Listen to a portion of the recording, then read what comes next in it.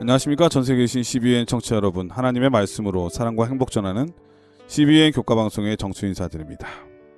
안녕하세요. 우현준입니다. 예, 목사님, 지난주에는 자카르타에 계셨는데 어떻게 잘 끝났나요, 행사는? 네, 잘 마치고 다시 필리핀 아이아스로 잘 복귀했습니다. 네, 감사합니다. 지난 시간에 목사님과 잠깐 대화했지만 우리 또 청취자분들에게 말씀을 드렸지만은 내년에는 예수님께서 사역 공생이 시작하신 지 딱 2000년 되는 해라고 말씀을 드렸고, 그것을 기념해서 우리 재림교회 전체가 한 목소리로 주의 복음에 대한, 그리고 또 주님께서 다시 오신다고 하는 그 확실성을 온 세상에 전하는 그 사명을 감당하는 해라고 말씀을 드렸잖아요. 정말 아주 특별한 해가 될 것 같아요. 아직도 시간이 좀 있으니까 그 일을 위해서 우리 마음으로나 또 생각으로 또 지식적으로도 그렇고 모든 면에 있어서 잘 준비되어서 한 목소리로 이 복음을 크게 외치는 그러한 우리 모든 성도들이 됐으면 정말 좋겠다, 이런 생각이 많이 들었습니다. 어떻습니까? 그것 분위기도 그렇고 또 목사님께서 깨달은 중요한 어떤 것들이 있으셨나요? 네, 이제 원 보이스 이제 27 이렇게 총 제목이 되어져 있잖아요. 네. 근데 이제 그 내용이 예전에는 이렇게 어떤 뭐 사회 봉사라든가 활동이라든가 뭐 이제 이런 것들이 좀 강조되었었는데, 요번에 이제 새롭게 대청 회장이 되신 어튼 킬러 목사님과 그 팀들이 구상한 요번에 그 내용은 그 예수님께 집중하고, 또 개인적으로는 그 시대의 소망 우리 예언의 신을 통해서 예수님을 개인적으로 영접하고 경험하는 일들이 날마다의 삶을 통해서 실천될 것을 요청하고, 더 나아가서는 재림교회의 태동의 바탕이 되었던, 또 예수님의 재림을 위해서 계속 지향되고 연구되고 전파되어야 될 다니엘서와 요한계시록의 연구와 그것을 바탕으로 한 전도회들이 좀 더 활성화되어야 되겠다고 하는 이 두 가지 축을 강조하고 있습니다. 네. 그래서 참, 어, 아, 이전에는 우리가 행동 중심적이고 활동 중심적인 것에 좀 강조가 있었다면, 이번에는 말씀 중심적이고 복음 전도 중심적인 이러한 이 순서가 기획되었구나라는 생각이 들어서 참 시대에 맞는 적합한 어떤 그러한 프로젝트라고 생각을 하게 되었습니다. 예, 아무리 생각해도 신앙의 가장 큰 그 파워는 경험한 거잖아요. 이 경험한 것을 잘 얘기해 주면서 또한 거기에 성경의 말씀, 특별히 예언의 말씀을 잘 전해주면은 거기에는 큰 능력이 나타나지 않을까, 그런 생각이 들고, 이를 위해서 우리 모든 청취자분들 시간이 많이 남아 있으니까 잘 준비해 주셨으면 좋겠습니다. 자, 오늘은 고린도전후서 제 7번째 시간인데 제목은 사랑의 본 모습이라고 하는 제목입니다. 먼저 기억절 말씀을 읽어드리겠습니다. 그런즉 믿음, 소망, 사랑, 이 세 가지는 항상 있을 것인데 그 중에 제일은 사랑이라. 고린도전서 13장 13절 말씀이었습니다. 자, 우리가 너무나 좋아하는 장이기도 하죠. 이 사랑장. 히브리서 노래도 11장, 있죠. 네, 11장과 더불어 믿음의 장과 더불어서 우리 성도님들이 사랑하는 장인데 오늘 그 말씀인 것 같아요. 어떤 말씀일까요? 이번 주 교과는 지난주 교과의 범위였던 고린도전서 12장에서 14장 이 은사에 대한 내용 중에서 핵심적인 13장에 대한 집중 연구가 되겠습니다. 바울이 고린도 교회에 편지를 보낸 큰 이유 중 하나는 내적, 외적 분열이었습니다. 교회가 하나 되지 못함에 대한 영적 고통과 안타까움에 그는 서론부부터 당파를 이루며 나누어진 고린도 교회에 그리스도 안에서 연합할 것을 호소하지요. 그러면서 분열의 이유 중 또 하나였던 사람을 기준으로 하여 당파를 짓는 일에 대해 권면하고, 이어서 성도들 개인 간 분열의 원인이 되었던 은사의 올바른 사용에 대해서도 설명해주고 있습니다. 이 모든 분열의 요소들은 사실 이 초대교회에 없어서는 안 될 것들이었습니다. 우선은 아직 그리스도에 대해 알지 못하는 자들에게 사도들의 가르침은 필수였습니다. 그가 아볼로였든 바울이었든 간에 그들에게는 먼저 말씀을 받은 자들로부터 가르침을 받고 깨달아서 올바로 주님을 섬기는 성도들이 되어야 했기 때문입니다. 더불어서 그리스도의 몸된 교회의 일원으로서 각자의 은사를 확인하고 그 은사대로 사역함으로 교회의 목적인 구원과 봉사에 이바지해야 했습니다. 사도의 가르침도 은사도 모두 필수 요소였던 것이죠. 그런데 이러한 이 필수 요소들이 오히려 교회를 분열시키는 핵심에 놓이게 되었던 것입니다. 이에 대한 해결 방안으로 바울은 고린도전서 13장에서 사랑을 제안하고 있습니다. 예언도, 방언도, 봉사도 다 중요한데 사랑이 없다면 모두 잘못 사용되어서 오히려 열심을 내면 낼수록 더 큰 분열에 이르게 될 것이었기 때문입니다. 오늘의 교과는 우리에게 주신 중요한 신앙과 선교의 도구인 가르침과 은사가 어떻게 올바로 사용될 수 있으며 또 교회를 교회답게 하고 또 가장 핵심적인 이 성도들을 어떻게 그리스도인답게 할 수 있는지 또 그것이 무엇인지 고린도전서 13장 사랑의 본질에 대해 살펴보면서 함께 알아가 보도록 하겠습니다. 예, 그 예전에 나왔던 드라마인데 그 슬기로운 감방 생활인가 이제 감옥 생활에 대한 내용이 나오는 그 드라마가 있어요.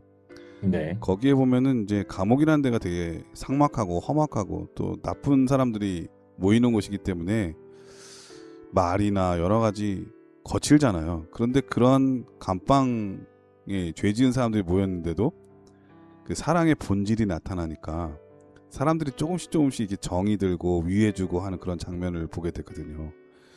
근데 어떻게 보면은 하나님의 교회라고 하는 교회가 거기보다도 못한 경우가 종종 있는데 거기에는 사랑의 본질이 없기 때문에 사랑이라고 하는 것이 지배되지 않기 때문에 일어나는 일들이 아닌가 그런 생각이 들었어요. 그래서 아무리 큰 죄악된 사람들이 모인다 할지라도 사랑이 지배되는 곳에는 그 죄악을 녹일 만한 힘이 되기도 하지만 아무리 선한 사람이고 의로운 사람이 모인다 할지라도 사랑의 본질이 없으면 거기에는 가장 삭막한 곳이 된다고 하는 생각이 들었거든요.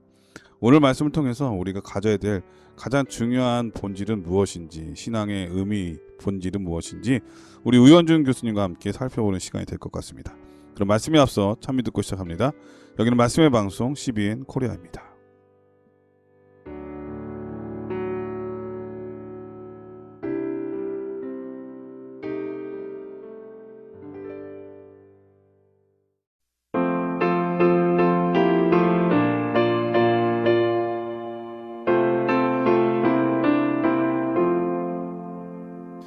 사랑의 목자에서 죄인을 버리사 온전한 우리 안에 쉬려고 하시니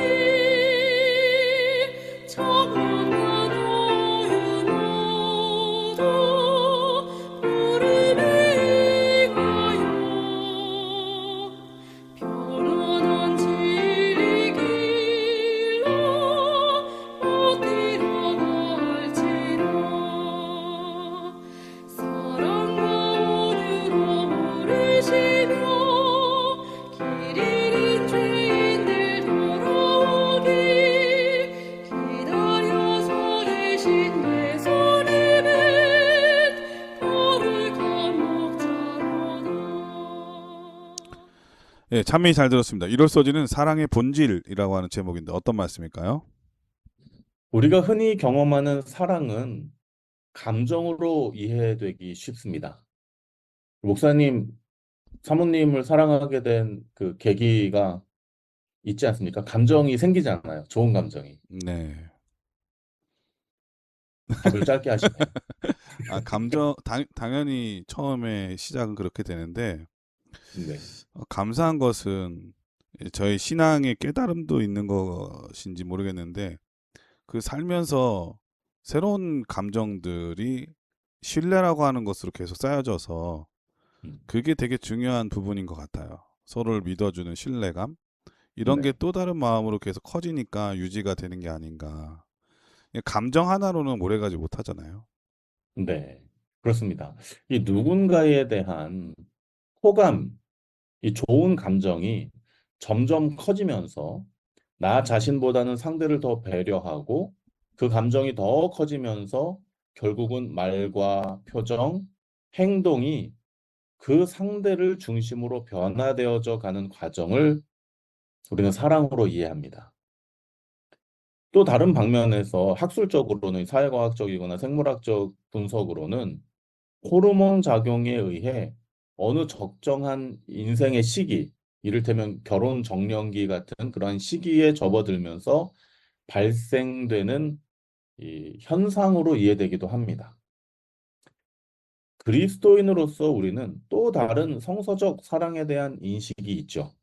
바로 그리스 문화를 반영한 이 신약 성경의 세 가지 사랑의 분류, 즉, 이 필레아, 에로스, 아가페 사랑으로 우리가 이해하게 됩니다. 사람과 사람 간의 관계에서 발생하는 좋은 감정과 우위를 필레아 사랑이라고 하죠. 이성 간에 발생하는 정신적, 육체적 이 상호 관계, 작용들, 이런 것들을 에로스 사랑이라고 이해합니다. 마지막으로는 가끔 이 부모가 자식에게 베푸는 무조건적인 사랑에 빗대어 묘사되기도 하지만 사실은 인간이 흉내조차 낼 수 없는 우리 하늘 아버지의 사랑이 아가페 사랑으로 성경에 기록됩니다. 그리고 그 사랑은 실제적으로 그리스도의 십자가 희생을 통해 우리에게 완벽하게 계시가 되죠. 그러나 오늘의 교과는 우리에게 이 아가페 사랑이 이런 이론과 감정적인 이해로 해석되는 것은 충분치 않다고 말합니다. 첫째, 그리스도인과 교회에 절대적으로 필요한 사랑은 감정이나 관계에 기인하는 것이 아니라 성령께서 우리에게 주시는 특별한 은사라고 말합니다. 그래서 이 고린도전서 12장에서 14장 은사의 장에 한가운데에 13장이 사랑장으로 표현된 것이죠. 사랑에 대한 인식 자체가 달라지게 되는 것입니다. 감정과 이론적 이해는 나 자신에게서 발생합니다. 내 속에서 감정이 발생되고 이해도 내 뇌와 내 마음에서 시작이 되는 것이죠. 그런 거로 인간적 한계에서의 사랑은 이기적일 가능성이 매우 높습니다. 조건적일 수 있고요. 우리 목사님께서 그 슬기로운 감방 생활에 사랑이 있을 때 삭막한 감옥도 변화될 수 있다. 충분히 가능합니다. 네. 그런데 그것은 고린도전서 13장에서 말하는 아카페 사랑에는 본질적으로 다른 사랑인 것이죠. 그것도 결국은 그 조건적인 사랑인 것입니다. 그렇죠? 내 감정과 내 이해, 나로부터 시작되는 변화. 이것이 우리가 이해하고 있는 사랑이었다면 고린도서에서 이야기하고 있는 이 아카페 사랑은 그렇지 않다는 것입니다. 그러나 성경에서 말하는 이 사랑은 인간 내부에서 발생하는 것이 아니라 전적으로 성령께서 주시는 특별한 은사라고 말하는 것입니다. 우리 안에서 발생하는 것이 아니고 우리에게 주어지는 은혜요, 은사라는 것이죠. 이렇게 되면은 사랑에 대한 이해와 본질이 전혀 달라지게 됩니다. 둘째는 이 받은 은사에 기인해서 사랑은 사랑의 행위를 할 수 있도록 만들어주는 동기라고 말합니다. 사랑은 감정이 아니라 동기라는 거예요. 이것은 특별한 사랑의 은사를 받은 자들의 내면에서 발생하는 심적인 변화입니다. 내 중심으로 살아왔던 내적 동기가 타인을 향하게 되는, 다시 말해서 인간 본성으로서는 불가능한 영적 변화가 이 바로 사랑이라는 것입니다. 세 번째는 사랑은 우리의 행동, 감정, 생각을 쏟아붓는 전적인 헌신이라고 말합니다. 사랑은 단순히 생각으로 멈추는 것이 아니라 참을 수 없는 열심으로 애정과 자선과 선행과 자비를 삶을 통해 실천해 내는 것을 포함하고 있는 것입니다. 이와 같이 사랑이야말로 교회를 하나 되게 하며 성도를 참된 그리스도인으로 성장시키는 데에 필수 은사임을 바울은 강조하고 있는 것입니다. 성경은 이 사랑의 은사가 말세에 더욱 필요하다고 역설적으로 강조하고 있는데요. 마태복음 24장 12절의 말씀입니다. 불법이 성함으로 많은 사람의 사랑이 식어지리라. 여기서 말하는 사랑은 필레아나 에로스가 아닌 바로 주님께서만 주실 수 있는 하늘에서 내려지는 은사인 아카페 사랑을 말하고 있는 것입니다. 세상은 마치 노아 홍수 이전처럼 소돔과 고모라 때처럼 점차 인간 중심적인 애정과 사랑, 음란과 부도덕한 관계로 사랑의 본질을 퇴색시켜 나갈 것입니다.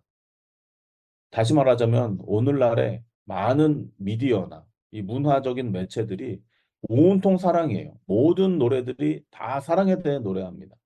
모든 이야기와 영화와 드라마들이 사랑 얘기를 빼놓지 않고 이야기합니다. 사랑으로 충만한 시대입니다.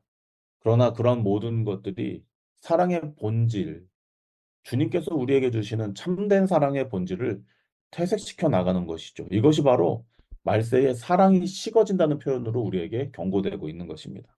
그러나 그리스도의 재림을 준비하는 참된 그리스도인들은 바울이 고린도전서를 통해 드러낸 참된 사랑의 본질, 위로부터의 은사, 내적 동기 변화, 그리고 삶을 통한 온전한 헌신을 통해 완전히 드러나야 하는 것입니다. 이와 같은 변화가 우리 모든 CBN 청취자들의 삶에서 이루어지게 되시기를 기도드립니다. 예, 이럴서지는 사랑의 본질이라고 하는 제목이었는데 사실은 이 우리 사람이라고 하는 이 말도 사랑에서 왔잖아요. 이 사랑이 있어야 사람이라고 하는 존재 의미가 있고 그 안에서 살아내어지는 게 삶이라고 하는 거죠. 목사님께서도 뭐 슬기로운 감방생활 말씀을 하셨지만은 제가 인상 깊었던 게 뭐냐면은 거기에 이제 흉악한 범죄로 낙인 찍혀서 들어오게 된 사람이 있는데 억울하게 누명을 쓴 거예요. 실제로 자기가 한 게 아니니까. 근데 그 억울함 때문에 분노가 너무 커서 사회에 반항아가 되고 주변에 있는 모든 사람들이 힘들게 하거든요. 근데 그 주변에 있는 사람들은 그 사람을 막 이렇게 정죄하거나 막 그런 게 아니라 어떻게든 도와주려고 막 하는 그러한 일들이 일어나요. 그러니까 물어보죠. 예, 어떻게 해서 당신들은 그렇게 살아가냐 여기서 그랬더니 이 억울하게 누명 쓴 한 사람이 그런 얘기를 합니다. 여기서는 분노로서는 오래 버틸 수가 없다. 나를 위해서도 그 서로를 도와주는 게 필요하다. 이런 얘기를 하거든요. 그러니까 결국 사람은 죄에 대한 성향으로는 살 수가 없어요. 오래 버틸 수도 없고. 그런데 이 남을 위해 주려고 하고 도와주려고 하는 이 사랑을 있을 때, 사랑이 있을 때 비로소 이 험한 세상을 버틸 수 있는 힘이 되는데 그것도 사실 부족하죠. 더 큰 힘은 하나님께로부터 받는 사랑을 받아야 우리가 진짜 삶의 의미를 깨닫고 또 삶의 본질, 사람의 본질의 의미를 넘어서 사랑의 본질을 깨닫게 되는 사람이 된다는 생각이 듭니다.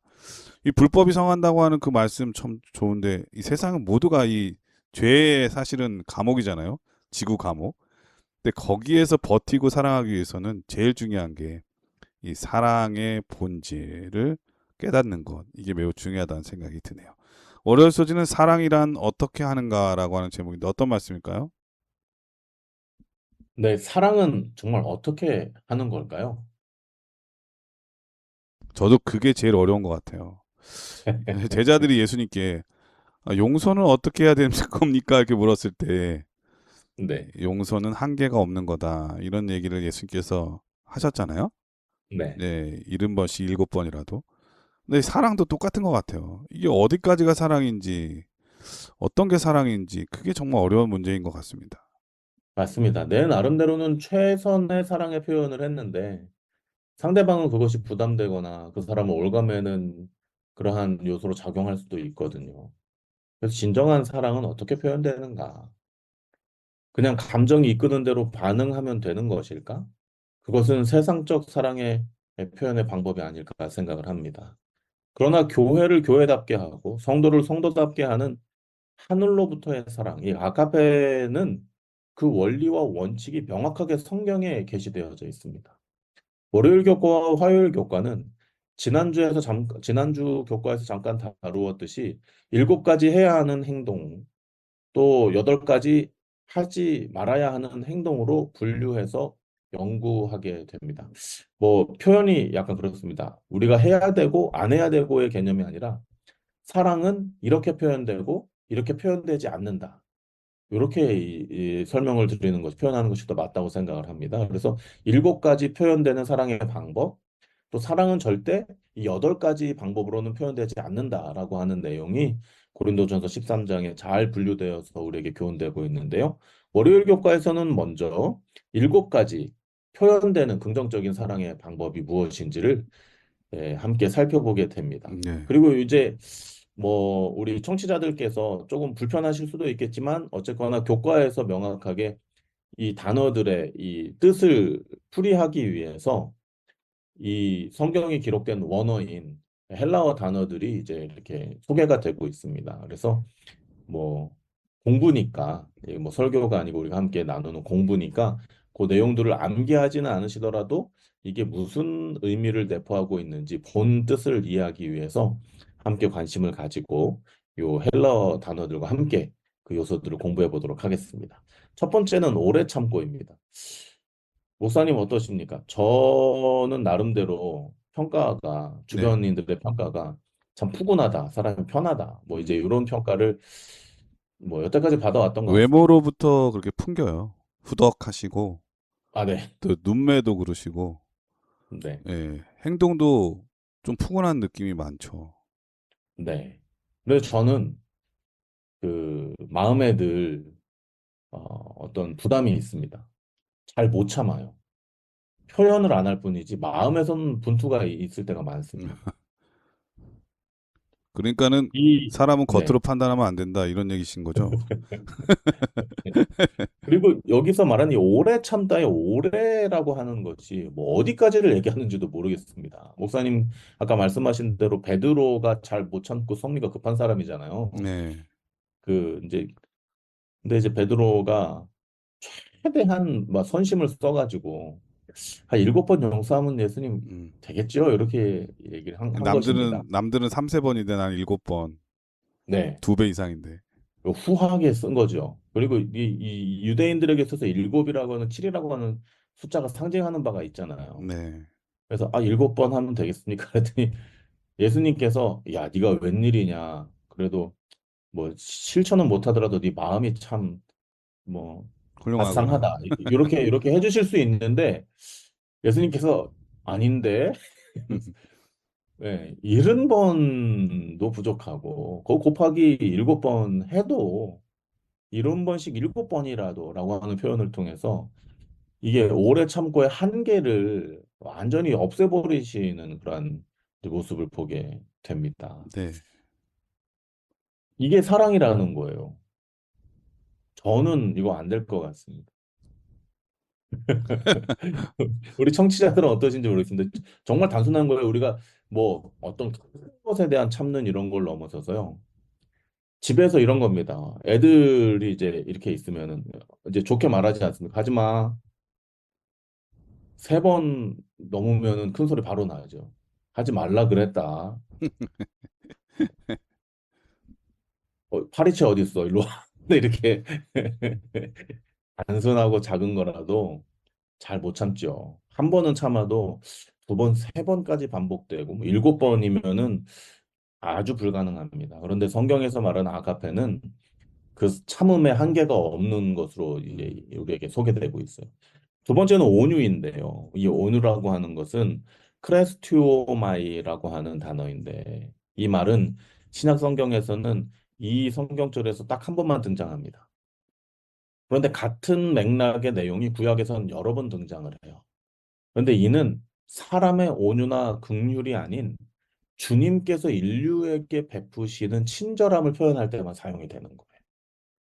그러니까 우리가 저 사람 참 온유하다. 사람이 참 순하고 좋다. 근데 그것이 성경에서 말하는 고린도전서 13장의 그 온유랑은 본질적으로 다른 것입니다. 음. 세 하나님의 번째, 네네. 품성이네요. 네네네. 그렇습니다. 세 번째는 진리와 함께 기뻐하고인데요. 이거는 이제 신카이로라고 하는 말에서 이제 이렇게 번역이 된 것인데, 이는 다른 사람과 함께 기뻐할 줄 아는 능력을 가리키는 것입니다. 그 능력인 거예요. 은사처럼. 진정한 친구는 어려울 때 위로해 주는 것보다 잘 될 때 함께 기뻐해 주는 것이라고 하는 말이 있죠. 누가 잘못되면은 위로하기는 어렵지 않아요. 가서 어떡하냐 힘내라. 내가 도울 거 있으면 얘기해라. 언제든지 우리가 이렇게 얘기할 수 있습니다. 그런데 나보다 좀 못하다고 생각했던 친구가 나보다 잘 되고 뭔가 능가하고 막 이렇게 하잖아요. 네. 그러면은 쉽사리 야, 진짜 축하한다. 이렇게 말하기가 쉽지 않은 것이죠. 여기서 말하는 진리와 함께 기뻐하고는 바로 그런 것. 상대가 잘 되고 그다음에 그 사람과 함께 즐거워할 줄 아는 그러한 능력 자체가 있는 것을 이야기하는 것입니다. 이 네 번째는 모든 것을 참으며입니다. 참으며가 또 나왔는데요. 오래 참고 또 모든 것을 참고에 또 나왔는데 여기서는 이 첫 번째 오래 참다의 참다는 마크로티메오라고 하는 단어였다면은 여기서는 스테고라고 하는 단어로 표현이 됩니다. 이 뭐가 다르냐면요. 이것은 덮다, 즉 무언가를 비밀로 해준다, 보호한다라는 뜻을 가지고 있기도 하고요. 또 한 가지는 인내심 있죠. 이 지구력, 버텨낸다, 탄력성 이런 것을 의미하고 있습니다. 그런데 뭐 요 내용 이 단어가 두 가지를 다 뜻하고 있기 때문에 여러 성경학자들이 이것을 해석할 때에는 두 번째, 왜냐하면 첫 번째 오래 참고가 나왔기 때문에 이게 두 번째는 그 내적으로 이 탄력성을 가지고 버텨내는 거 뭐 이런 것들을 더 무게 있게 해석한다라고 이야기하지만 저는 개인적으로 이 두 가지 의미가 다 포함이 된다고 생각합니다. 특히 저는 첫 번째 덮어주고 가려주고 사랑은 허다한 죄를 덮는다라는 표현처럼 예, 저는 이 첫 번째에도 굉장히 의미가 있다고 생각을 합니다. 제가 그 목회 초년 때 네. 동해 송정에서 이제 목회를 할 때 교회 사택 앞에 그 이제 닭장이 있었어요. 이제 닭을 이제 저 아버지께서 시골에서 이렇게 구하셔가지고 사료랑 함께 갖다 주셨어요. 얘네들이 이제 알을 낳기 시작하는 것이죠. 근데 이제 큰 알을 낳으면은 이 궁뎅이에 상처가 생겨요. 동거에 상처가 생겨요. 음. 근데 이 닭들이 그 큰 알을 낳아서 상처를 입었으면은 우리가 사람이라면은 야, 너 우리 중에 제일 큰 알을 낳았구나. 고생했다. 야, 상처가 났네. 어떡하냐. 요렇게 해줄 만한데 닭들은 인정사정이 없습니다. 상처 난 그 궁뎅이를 음. 계속 쪼아요. 어이구. 돌아가면. 그 나중에는 엉덩이가 훤해질 정도로 털이 다 뽑혀요. 아. 그리고 이 닭을 분리시켜 놓아서 다시 털이 다 날 때까지 또 상처가 회복될 때까지 분리시켜 놓지 않으면은 이 하이 실종 닭이 됩니다. 그래서 이 털 빠진 닭들이 있는 거군요. 네. 근데 제가 야, 이거 그리스도를 모르는 사람들의 삶과 비슷하다는 느낌을 가졌습니다. 음. 그 당시에 제가 동해삼중 초등학교에 교목으로도 겸임으로 같이 이제 사역을 했었는데 이제 믿지 않는 학부모들 사이에 이렇게 논쟁이 있을 때가 있어요. 학부모 해야 하다 보면. 그러면요, 뭐 덮어주고 비밀로 해주고 뭐 이런 거 없습니다. 다 드러냅니다. 음. 그렇잖아. 자기 이렇잖아. 뭐가 부족하잖아. 이거를. 그리고 한 가지가 이슈가 던져지면요. 크게 관련 없는 사람들도 달라들어가지고 그거 다 물어뜯어요. 막 이슈화시키고. 음. 그래서 결국은 그 사람이 만신창이가 될 때까지 그렇게 막 괴롭히는 것입니다. 동해삼육 그 당시에 그 학부모님들이 실제로 그랬다는 것이 아니고 네. 그런 현상들이 조금 있는 걸 보면서 사회 전반적으로 우리 모든 사람들이 남의 잘못을 덮어주려고 하기보다는 겉으로는 아이 너만 알아. 그리고 우리 이거 조용히 하자. 덮어주자. 이렇게 하면서 그러면서 계속 얘기하는 거예요. 이 사람한테도 얘기하고 저 사람한테도 그 얘기하고. 세상의 또 서로 묻고 원리가 뜯고 그런 헐뜯고 거죠. 하는 거죠. 누가 하나 네. 좀 잘 나가는 사람이 있으면은 약점을 드러내가지고 어떻게든 끌어내리려고 하는 그러한 세상의 원리가 다 우리의 악한 본성 가운데 나타나고 있는 거죠. 그렇습니다. 그러나 성경 고린도전서 13장에서의 모든 것을 참으면은 그렇지 않다는 것이죠. 그것이 진짜 죄이든 아니든 허물이든 아니든 간에 모든 것을 덮어줄 줄 아는 것이 사랑이다. 사랑은 그렇게 하는 것이다. 그렇게 이야기하고 있습니다. 다섯 번째는 모든 것을 믿으며입니다. 이게 덮어주지 못하면 이제 덮어놓고 믿을 수가 없죠. 여기서 이제 피스티오라고 하는 이 믿음이라고 하는 뜻은 그리스어의 이 피스티스와 어근이 같습니다. 그래서 고린도전서 13장의 문맥상 모든 것을 믿는다는 것은 서로를 좋은 쪽으로 해석해 준다는 뜻으로 이해가 됩니다. 일반적으로 좋게 생각하자 이렇게 하잖아요. 아, 상황이 이렇게 어떻게 됐든 간에 우리가 이렇게 좋게 생각하고 넘어가자 이런 표현 하지 않습니까? 음. 그런데 사실 이 표현도 내 마음 편해지자는 의도에서 하는 말인 것이죠. 왜냐하면 생각할수록 내가 계속 속상하고 힘드니까 아 그냥 좋게 생각하자 이렇게 말합니다. 근데 그렇게 하는 것도 굉장히 수준 있는 어떤 인간으로서의 지식인으로서의 그 삶의 방향이고 행동입니다. 좋은 일입니다. 그러나 이 성경에서의 의미는 내가 좋다고 하는 그러한 이해와 어떤 믿어주는 그러한 마음이 아니라 정말로 상대가 그렇든 그렇지 않든 긍정적으로 그를 인정해주고 믿어주는 것을 의미하고 있습니다. 이건 사람의 능력으로는 하기 힘든 영역입니다. 여섯 번째는 모든 것을 바라며인데요. 믿음에서 비롯되는 다른 행동은 바로 이 긍정적인 기대인 것이죠. 신약 성경에서 언제나 이 동사 엘피조라는 단어는 무엇인가 좋은 일이 일어나리라고 하는 믿음이나 기대를 뜻하고 있습니다. 모두가 가망이 없다고 포기할 때 끝까지 기대하면서 긍정적인 결과가 도출되기를 기도하는 것이 바로 엘피조인 것이죠. 다른 말로 시대소망의 표현처럼 지구의 인류가 모두가 구원받지 주님께로 돌아오지 않는다 할지라도 한 영혼이라도 구원 얻을 수 있다면 그리스도께서 십자가를 지셨다라고 하는 표현이 바로 이런 모든 것을 바라는 사랑의 표현인 것입니다. 이 마지막은 모든 것을 견딘다는 것이죠. 고린도전서 13장 7절에 이 동사인 스테고 또 휘포메노라고 하는 서로 다른 동사는 사실 동의어입니다. 둘 다 역경을 참고 견뎌낸다는 뜻이죠. 그리스 이 수사하게 밝았던 바울은 한 문장에 같은 단어가 반복되는 것을 피하기 위해서 동의어인 스테고와 이 히포메노를 번갈아 가면서 사용을 했습니다. 그리고 그런 거로 이 두 단어는 다른 뜻을 이야기하는 것이 아니고 반복되면서 같이 사랑과 소망을 강조하는 사랑의 본질을 이야기하고 있는 것입니다. 사랑은 믿음과 소망으로 인내하는 것이기 때문에 그런 것이죠. 위의 조건들은 우리가 느끼셨듯이 일시적으로 흉내낼 수는 있을지 모르겠습니다. 그러나 오랫동안 지속할 수는 없는 것들입니다. 즉, 다시 말해서 우리의 능력으로 감당할 수 있는 행동들이 아닌 것입니다. 그렇기에 사랑, 이 아카페는 하늘로부터 내려지는 은사이며 성령의 역사하심으로만 가능한 것임을 오늘 교과는 우리에게 가르쳐 주고 있는 것입니다. 예, 월요일 서지는 사랑이란 어떻게 하는가 그 일곱 가지를 말씀해 주셨는데 일곱 가지 중에 세 가지가 비슷한 말이에요, 그렇죠? 오래 참고 모든 것을 참으며 모든 것을 견디느니라. 그러니까 사랑 가운데 세 가지는 결국 참고 인내하고 버티는 것. 이게 매우 중요한 요소인 것 같고요.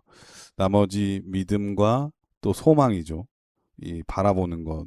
이런 것들 그리고 또 함께 기뻐해 주는 것 이런 것도 다 사랑의 요소라고 생각되어집니다. 근데 저는 그런 생각이 들어요. 하나님의 사랑은 용서와 같이 경계가 없잖아요. 근데 우리의 사랑은 너무 경계가 너무 명확한 게 문제인 것 같아요.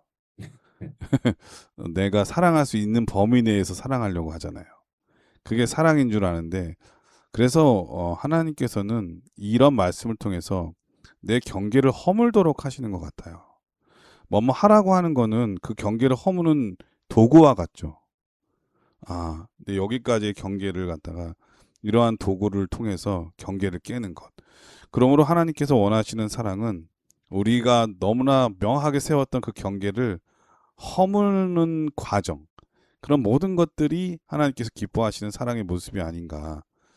그렇기 때문에 이 사랑의 이 내 그 각자의 사랑의 경계가 다 다르니까 그 사랑하는 모습도 다르고 그것을 하나님께서 어느 표준적인 기준에 맞춰가지고 여기까지 도달해야 사랑이야 이렇게 말씀하지 아니하고 내가 정해놓은 경계를 조금씩 허물어가는 그 과정 그런 모든 것들을 사랑으로 여겨주시는 게 아닌가 그런 생각이 드네요. 여기서 참여한 곡 들으신 다음에 계속해서 화요일, 수요일, 목요일 소지를 함께 공부하도록 하겠습니다. 여기는 말씀의 방송 CBN 코리아입니다.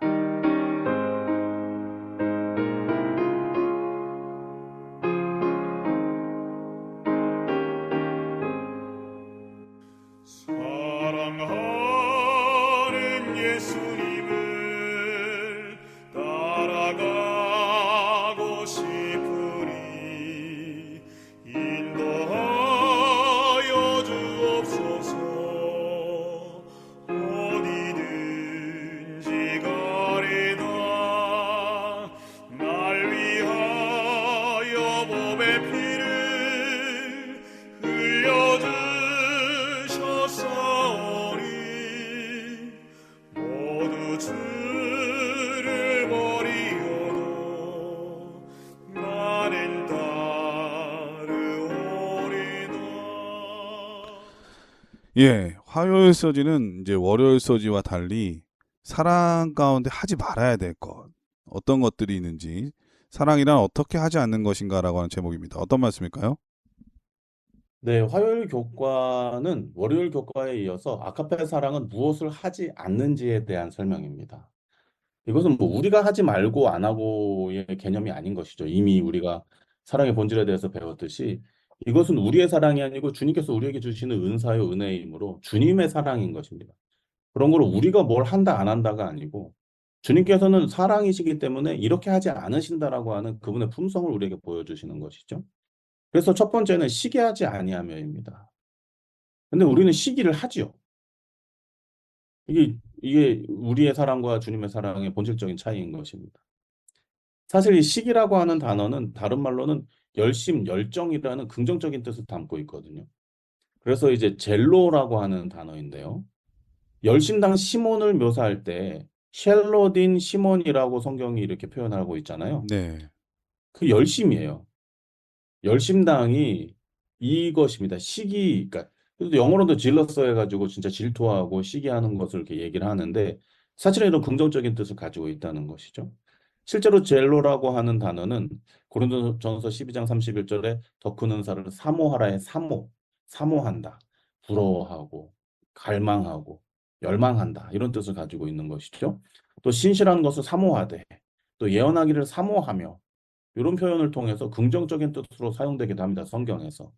그러나 여기서는 사도행전 7장 9절처럼 부정적인 뜻으로 사용이 돼요. 그래서 영적 은사를 사모하는 것은 좋지만 영적 은사에 대한 하늘에 대한 열정과 열심은 좋지만 반대로 그것이 부정적으로 그 은사가 있는 사람을 시샘하는 것, 질투하는 것은 본질적인 사랑이 아니라는 것이죠. 시기는 분열을 일으키기 때문에 그렇습니다. 두 번째는 자랑하지 아니하며입니다. 근데 우리는 자랑하기를 너무 좋아하지 않습니까? 못 참지 않습니까? 자랑하고 싶어가지고. 그러니까 이제 대화를 이렇게 들어보면은 둘 중에 하나예요. 누구를 시기하든지 아니면 자기 자랑하든지 네, 둘 중에 하나입니다. 조심해야 되겠네요. 네. 페르페류 오마이 말도 어렵네요. 그렇죠? 그래서 자랑하는 건 이게 어려워요. 뭐냐면 허영심과 남에게 칭찬받으려고 하는 욕망을 뜻한다고 합니다. 그러나 사랑은 자기중심적이지가 않습니다.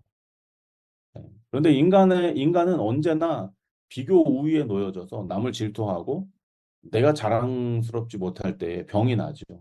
대표적인 예가 이 사울의 병입니다. 사울의 병.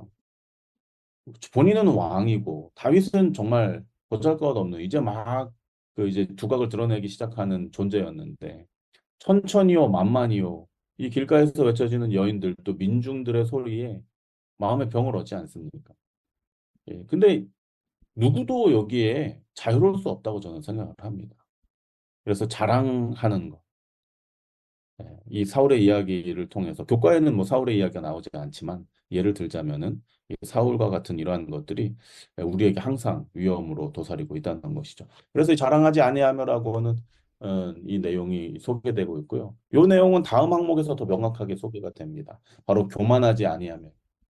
동사 푸시오라는 이 말은 바울의 유명한 진술인 고린도전서 8장 1절 지식은 교만하게 하며 사랑은 덕을 세우나니에 등장하는 단어입니다. 이것은 아는 척하면서 거들먹거리는 사람을 말하는 것이죠. 네. 네. 자랑과 교만은 사실 예, 같은 맥락인 것입니다. 내가 이만큼 알고 있다라고 하는 것을 이제 그러니까 자랑은 허영심이고 교만은 가지고 있는 것을 더 이렇게 드러내는 것이죠. 이런 이제 차이점이 있지만 사실은 본질적으로 같다는 것. 자기중심적인 행동이라는 것. 그다음에 이제 무례히 행치 아니하며라고 하는 것은 manner makes man이라고 하는 말이 있잖아요. 예, 사람은 이 상대를 대하는 태도와 마음가짐으로 사람 됨됨이를 가질 수 있다라고 하는 그러한 이제 격언 중에 하나일 텐데요. 이 무례하게 행동한다는 것은 상대에게 매우 버릇없거나 정말로 경박한 행동을 하는 것으로 이렇게 표현이 됩니다. 근데 사람들이 처음에는 다 젊잖아요. 그런데 어느 임계점에 도달하면 우리가 뚜껑 열렸다는 표현하죠. 그렇게 하면 아, 저 사람이 저런 모습이 있었나? 아니, 저 사람이 저런 말을 쓸 줄 아나? 할 음, 정도로 아, 정말 밑바닥까지 드러내는 경우들을 우리가 보게 됩니다.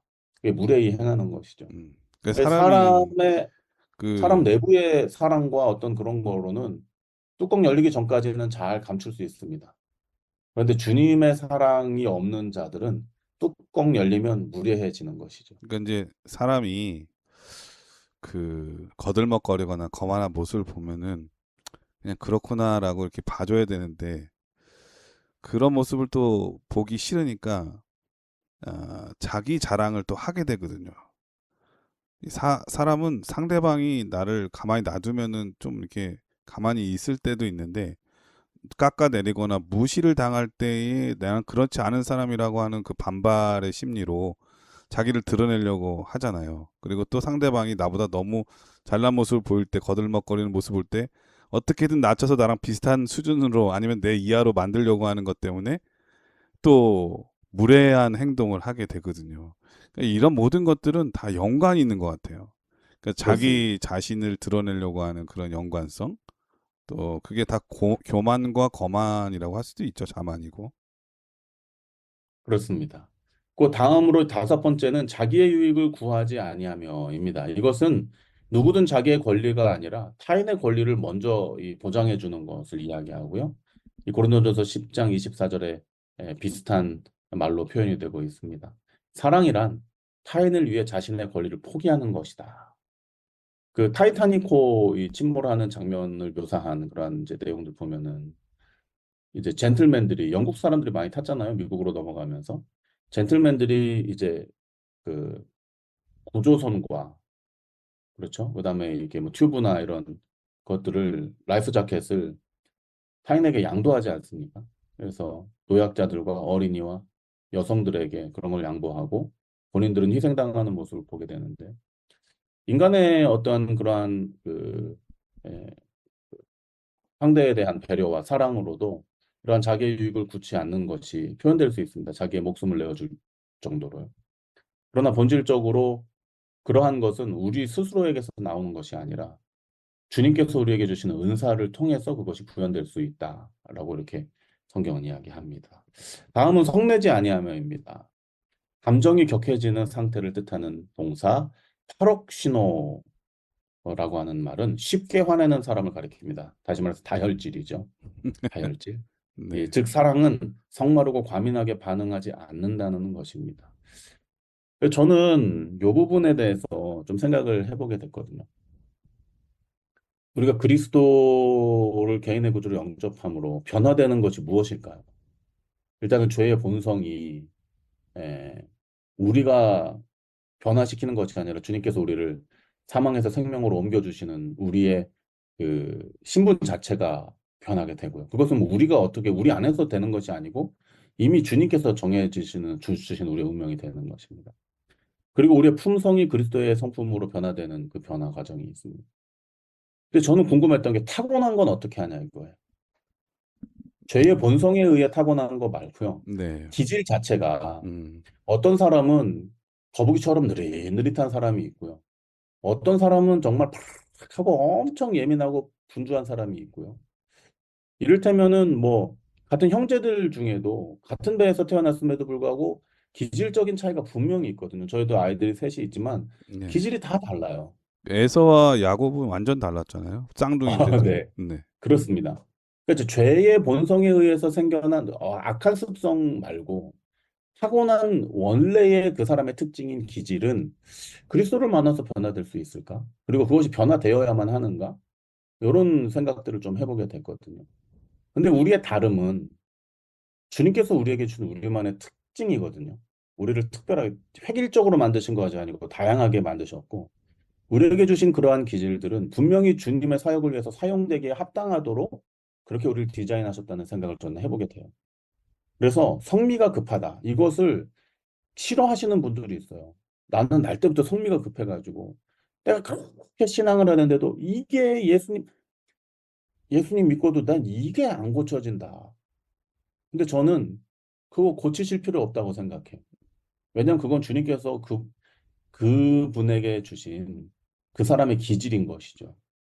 근데 그것이 어떤 동기에 의해서 어떻게 사용되느냐가 중요한 거예요. 그러한 기질을 나의 이기적인 동기, 인간적인 사랑으로 사용하게 되면은 나를 위해서 그 기질이 사용되어서 남을 해치는 그러한 성격이 될 수 있죠. 그 그러나 사실은 그것이 그 유다 있잖아요. 가룟 유다. 네, 시대의 소망에 보면 가룟 유다가 제자들을 평가한 내용이 이렇게 나오거든요. 네, 그 중에 하나가 베드로는 성민이가 급하다고 하는 거죠. 그래서 자기보다 못하다고 하는 그런 생각을 가져서 내가 얼마나 필요한가 이런 자기 우월성을 얘기하는데 네, 사실은 그 부족한 때로는 우리가 생각할 때의 아쉬운 그 성격적 기질이 예수님의 제자로 예수님께서 하나님의 일을 할 때에 쓰여지는 요소를 볼 때는 또 그게 장점이 될 수도 있는 거예요. 그러니까 제가 드리고 싶은 말씀이 그것입니다. 그것이 주님의 손에 들리게 될 때에 나에게 주신 그 기질이 열심히 있고 아주 급진적이고 활발하게 이렇게 역동하는 그것이 주님의 손에 들려서 주님의 사업을 위해서 사용될 때에는요. 그것이 얼마나 이 주님의 사업을 더 촉진시키고 활성화시키는데 좋은 요소로 사용되겠냐 이것이죠. 그래서 이 성내지 아니하고라고 하는 개념도 예, 이 인간의 방법이 아닌 주님께서 사용하시는 그 사랑에 의해서 표현될 때에 이것이 올바로 이해될 수 있지 않을까 이런 생각을 해보게 되었습니다. 일곱 번째는 이 악한 것을 생각지 아니하며인데요. 여기서 이 동사 로기조마이는 회개장부를 기록한다는 의미로 사용됐는데 사랑은 남의 잘못을 곱씹지 않는다는 뜻입니다. 다시 말해서 사랑은 용서한다는 것이죠. 우리가 어떤 논쟁이 있을 때 옛날 거부터 레파토리 또 나올 때 있잖아요. 이게 용서하지 않는 네, 것입니다. 낚시질 악한 금지. 것을 계속 생각하는 것이죠. 근데 사랑은 그렇지 않다는 것입니다. 옛날에 과거의 죄를 주님께서 우리에게 묻지 않으신다는 것이죠. 마지막은 불의를 기뻐하지 아니하며입니다. 사랑은 남의 잘못을 마음에 담아두지 않으며 그 잘못에 손뼉을 치지도 않는 것입니다. 진심으로 타인을 사랑한다면 우리는 그의 실수를 통쾌히 여기지 않고 오히려 그를 도와주려고 하게 된다는 것이죠. 이것이 주님의 사랑인 것입니다. 이 월요일 교과에서 사람의 행동들과 마찬가지로 이 월요일 교과에서 말해주고 있는 사랑의 행동들과 마찬가지로 화요일 교과에서 소개되는 8가지 사랑이 하지 않는 행동들 역시 이 인간들이 알게 모르게 수시로 행하는 사실은 일들인 것이죠. 하지 말아야 되는 것들 우리는 다 하고 사는 것입니다. 이 모든 것들도 사실은 다 사랑의 행위들인 것이죠. 자기 자신을 사랑할 때 발생하는 잘못 표현된 사랑의 행동들인 것입니다. 그러므로 아가페 사랑은 인간의 능력과 인간의 사랑으로는 불가능하다는 것을 성경은 이야기하고 있습니다. 이는 하늘로부터 내리는 은사이며 성령을 통해 우리의 죄된 동기가 변화되지 않고서는 우리의 삶이 결코 사랑의 모습으로 꼴지어질 수 없음을 이야기하고 있는 것입니다. 이 화요 소리는 사랑이란 어떻게 하지 않는 것인가라고 하는 제목으로 살펴보았는데 목사님 말씀 듣다 보니까는 역시 사랑은 이 종합 비타민, 성령의 종합 비타민 같은 그런 생각이 듭니다. 한 가지로는 정의할 수 없고 또 한 가지로도 만족할 수 없는 정말 어렵고 힘든 우리 인간으로서는 도저히 만들어낼 수 없는 하나님께로부터만 받을 수 있는 그런 생각이 듭니다. 근데 우리는 이 사랑을 하면서 이 약간 타이밍이 잘 안 맞는 것 같아요.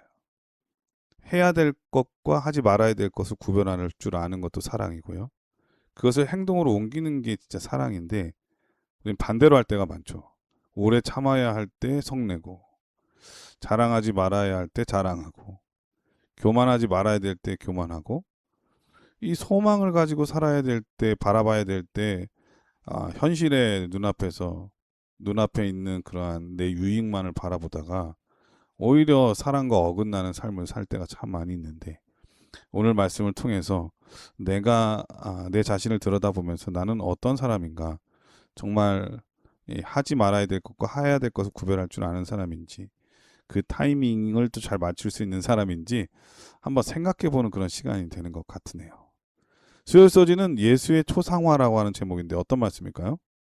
네, 이 수요일 교과와 목요일 교과는 그렇다면은 우리가 할 수 없는 이 불가능한 사랑을 바울 사도는 왜 표현하고 있을까? 왜 이렇게 설명하고 있을까? 거기에 대한 해답. 그리고 교과의 제목이 사랑의 본질이 아니고 사랑의 본 모습이잖아요. 이것이 약간 의인화되었다라고 생각이 되거든요. 그래서 사랑 자체가 무엇이며 우리는 그 사랑을 어떻게 받아들일 수 있는가를 예수 그리스도를 통해서 우리에게 설명해 주고 있습니다. 그래서 수요일 교과는 예수의 초상화인데요. 제가 신학과 3학년 때 이 설교법을 수업을 들었습니다. 근데 이제 설교를 준비해서 이제 발표를 하라 이렇게 했는데 그 당시에 제가 예, 고린도전서 13장 사랑장을 선택해서 설교문을 작성해서 설교를 했습니다. 네. 근데 뭐 다른 내용 뭐 서론본론 결론 이런 밑도 끝도 없이요. 그냥 그 요한일서 4장의 이야기를 하면서 하나님은 사랑이시다. 그런 거로 고린도전서 13장에 사랑이라고 하는 것은 하나님이라고 넣고 읽어도 무관하다. 이렇게 요 이론을 이제 그 신학적 가설을 이렇게 세워놓고 그냥 고린도전서 13장을 냅다 읽으면서 사랑에 예수님을 넣어서 그냥 쭉 읽었어요.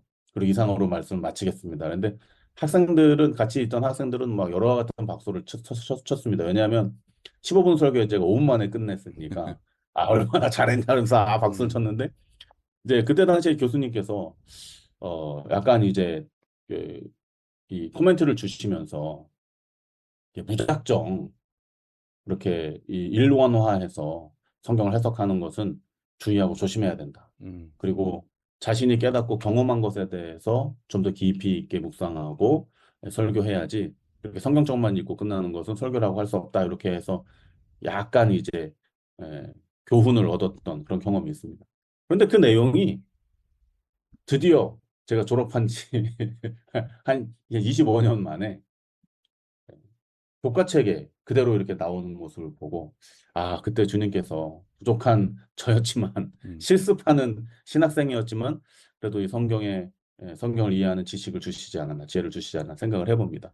이 바울은 분열은 그리스도 안에서 하나 될 때에만 봉합될 수 있다고 고린도전서 서론에서부터 강조해 왔지 않습니까? 더불어서 그는 은사에 대해 기록하면서 그 한 가운데 사랑이라고 하는 핵심 단어를 소개하고 있는 것이죠. 사실 그는 그의 서신에서 무려 135회나 사랑에 대해 언급합니다. 이 사랑, 아카페 사랑에 대해 언급하고 있습니다. 그의 신앙이 그리스도 중심적일 뿐만 아니라 사랑이라는 은사에 얼마나 집중하고 있는지를 엿볼 수 있는 부분일 수 있습니다. 그런 맥락에서 바울 사도께서 고린도전서 13장을 기록할 때에도 그는 분명히 그리스도 중심적인 신앙을 바탕으로 기록했음이 명확합니다. 그가 기록한 7가지 사랑의 행동 그리고 사랑하지 않는 행동들은 사실 그리스도 예수님의 생애를 통해 정확하게 실천되었음을 우리가 확인하게 됩니다. 예수님은 오래 참으시며 온유하시고 진리와 함께 기뻐하시며 모든 것을 참으시고 믿으시며 바라시고 견디셨습니다. 그리고 지금도 우리를 향해 그렇게 하고 계시죠. 그분은 시기하지 않으시고요. 자랑하지 않으시고 교만하지도 무례하지도 않으십니다. 자신을 위해서는 단 한 번의 기적을 행하지 않으시므로 자기 이익을 굳이 않으신다는 것을 명확하게 우리에게 보여주셨고요. 책망 중에서도 눈물로 호소하시는 그 사랑을 나타내시므로 성내지 않으시는 오래 참으심의 성품을 우리에게 드러내십니다. 악한 것은 생각조차 하지 아니하시고요. 불의에 동조하지 않으셨고 오히려 불의를 제거하시기 위해 십자가에 자신을 희생하셨죠. 그런 거로 바울이 말하는 성령을 통해 우리에게 주시는 사랑이라는 이 은사는 다름 아닌 그리스도 그리고 그분의 성화된 생애가 바로 그 사랑임을 우리는 깨닫게 되는 것입니다. 예수님 없이는 우리의 가르침도 우리의 은사도 모두 이기적으로 사용됩니다. 그러나 우리가 예수님이 내 마음에 들어와 계시고 우리의 가르침에 예수님께서 중심이 되시고 우리의 은사에 사용되는 것이 그리스도를 위하여 사용된다면 그분은 이기적이었던 내 마음의 동기를 변화시키시고 개인 내 중심적인 이기적인 이 삶의 모습을 주님과 이웃을 사랑하는 온전히 헌신되고 변화된 모습으로 거듭나게 하신다고 하는 사실을 우리는 오늘 교과를 통해서 배우게 됩니다. 예, 수요 소지는 예수의 초상화라고 하는 제목인데 사실 우리가 대화를 나눌 때 어떤 얘기를 할 때에 사람 이름만 안 나오지 대부분 다 어떤 사람을 연상하면서 얘기할 때가 참 많이 있거든요. 그래서 상대방은 그게 누구를 얘기하는지는 모르지만은 그 얘기에 대한 것은 자기 나름대로의 대상이 있는 거예요. 그러니까 오늘 말씀을 통해서 보면은 예수님의 제자들이 복음서에서 나오는 것들이나 바울이 그의 서신 가운데 나오는 모든 대부분의 중요한 핵심은 바로 다 예수님을 그리면서 얘기를 하는 거죠. 오늘 이 사랑이라고 하는 사랑장도 그냥 사랑에 대한 막연한 설명이 아니라 바울은 예수님을 연상하면서 예수님을 그리면서 그 말씀을 했다고 하는 것이 그려지는 느낌이 듭니다. 그래서 아마 제목이 예수의 초상화가 아닌가 하는 생각이 들고요. 그래서 우리의 삶도 예수님의 초상화가 될 수 있도록 노력을 많이 해야 되겠다 이런 생각이 듭니다. 그 모습을 보면서 저 사람 신앙하는 사람이지 예수를 믿는 사람이라서 저렇구나 라고 하는 것을 느낄 수 있을 우리 삶의 초상화가 내가 아니라 예수님이 되기를 예수님의 이름으로 축원드립니다. 목요일 소지는 믿음, 소망, 사랑이라고 하는 제목인데 어떤 말씀일까요? 지금까지 우리는 성경을 통해 사랑을 이해한다고 하면서도 전혀 다른 인간 중심적인 이해와 사고를 가지고 있었습니다. 성경이 말하는 하늘아버지의 사랑은 그리스도를 이 땅에 내어주심으로 실현되었습니다. 그리스도 자신이 사랑이시고 그분의 삶 자체가 사랑의 표현이었습니다. 여러 신약의 기자들은 다양한 방면에서 그분이 사랑이심을 간증하고 있죠. 때로 우리는 이러한 사랑조차도 우리의 어떤 노력이나 실천을 통해 이루어질 수 있는 양 생각하고 살아왔습니다. 어떻게 믿음을 갖고 어떻게 소망을 품으며 어떻게 사랑하며 살까? 내 힘과 노력으로 이 모든 것들을 지탱하려고 하니 어느 짧은 순간은 흉내낼 수 있을지 모르겠지만 그것이 결코 지속될 수 없다는 것을 우리는 너무나도 자주 경험하고 또 깨닫는 것입니다. 그러나 오늘 교과는 우리에게 말합니다. 내가 무엇인가 사랑하고 믿고 소망을 가질 필요가 없다는 것입니다. 이 모든 것은 곧 그리스도 안에 있으니 그리스도를 영접한다면 우리 안에 이 모든 것들이 이루어질 수 있음을 말해주고 있는 것이죠. 그리스도를 품으면 그분의 사랑이 내 안에서 역사하고 그분에 대한 믿음이 성장하게 되고 그리고 그분의 재림에 대한 소망이 우리의 마음에 충만하게 되는 것입니다. 모든 것은 사라질 것입니다. 예언도 방언도 심지어 이 지상의 교회라고 하는 이 조직 자체도 영원하지 않을 것입니다. 그러나 처음과 나중이신 그리스도는 영원하시며 그분의 품성이자 본질인 사랑은 영원할 것입니다.